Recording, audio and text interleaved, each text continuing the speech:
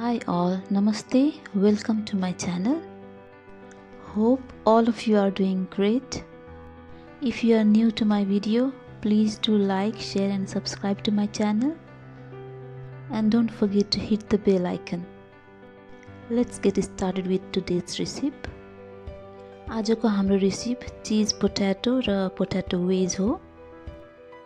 त्यसको लागि मैले 5 वटा मिडियम साइज्ड आलु लिएको छु। त्यसलाई राम्रोसँग पखालेर यो स्कुपको मद्दतले यसलाई म खाल्टो बनाउँदै छु। मैले फ्रुट क्रेभिङ स्कुपको मद्दत लिएको छु। यहाँले धारिलो सानो चम्चीको पनि मद्दत लिन सक्नुहुन्छ। आलुमा धेरै प्रकारको भिटामिन र मिनरल्स भरपूर मात्रामा पाइन्छ।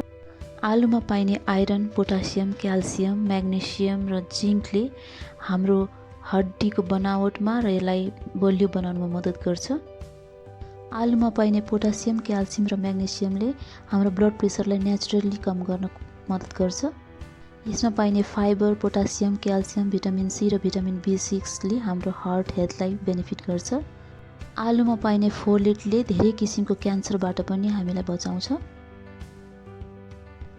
आलुमा पाइने फाइबरले कन्स्टिपेसन, डाइजेसन र पेट सफा राख्नलाई पनि मद्दत गर्छ। हामीमा मिसकन्सेप्सन छ कि आलुले चाहिँ वेट बढाउँछ भनेर, तर वास्तवमा चाहिँ यसले वेट म्यानेजमेन्टमा धेरै सहयोग गर्छ, किनभने यसले धेरै समयसम्म भोक नलागेको अनुभव गराउँछ।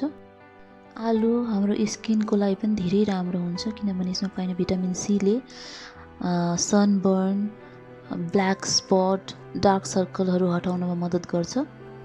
यसमा पाइने भिटामिन B6 ले कार्बोहाइड्रेटलाई ब्रेक गर्ने काम गर्छ, जसले गर्दा चाहिँ हाम्रो मेटाबलिजम इम्प्रुभ हुन्छ। अरू पनि धेरै बेनिफिटहरू छ आलुको, तर अब हामीले रेसिपी पनि अघि बढाउनु पर्ने हुन्छ, त्यसैले यसलाई यहीँ रोकौँ। बेकिङ ट्रेमा पार्चमेन्ट पेपर ओछ्याएर मैले आलुलाई राखेको छु र यसमा मैले मोजरेला चिज भर्दैछु। यहाँहरूले आफ्नो फेभरेट कुनै पनि चिज भर्न सक्नुहुन्छ। चिज मैले भरिसकेको छु। अब चाहिँ हामीले यसमा मैले अघि स्कुप गरेर निकालेको जुन आलुको पिसहरू थियो, त्यसमध्ये चाहिँ अलिकति बाक्लो पिसहरूलाई मैले छानेर चाहिँ यहाँनिर पातलो पारेर राख्दैछु। यसलाई पनि बेक गर्नेछौँ र जुन पातलो स्लाइसहरू छ त्यसलाई चाहिँ मैले वेजको लागि राखेको छु। अब चाहिँ ओरिग्यानो छर्किँदैछु मैले यसमा। यो अप्सनल हो, यहाँले ओरिग्यानो छ भने राख्न सक्नुहुन्छ, छैन भने नराख्दा पनि हुन्छ। त्यसपछि मैले ब्ल्याक पेपर पाउडर छर्किँदैछु। त्यसपछि स्वादअनुसार नुन हल्का छर्किँदैछु। अब चाहिँ हामीले यसलाई बेक गर्नको लागि प्रिहिटेड ओभनमा मैले राख्दैछु। याद गर्नुहोला, हिट चाहिँ मिडियम लोमा राख्नुहोला।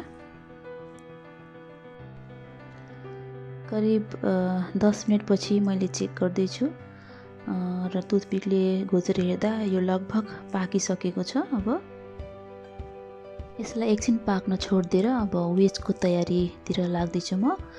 यसको लागि मैले 1 टीस्पुन कोर्न फ्लोर लिएको छु। त्यसमा अलिकति नुन आफ्नो स्वाद अनुसार यहाँले राख्न सक्नुहुन्छ। त्यसपछि थोरै ब्ल्याक पेपर पाउडर, कति पिरो मनपर्छ यहाँलाई त्यही अनुसारले राख्न सक्नुहुन्छ आफ्नो हिसाबले, र अलिकति गार्लिक पाउडर मैले राखेको छु। त्यसपछि हामी यसलाई राम्रोसँग मिक्स गर्दैछौँ। राम्रोसँग सबै चिज सबै आलु चाहिँ कोट हुने गरी यसलाई राम्रोसँग मिक्स गर्नुहोस्।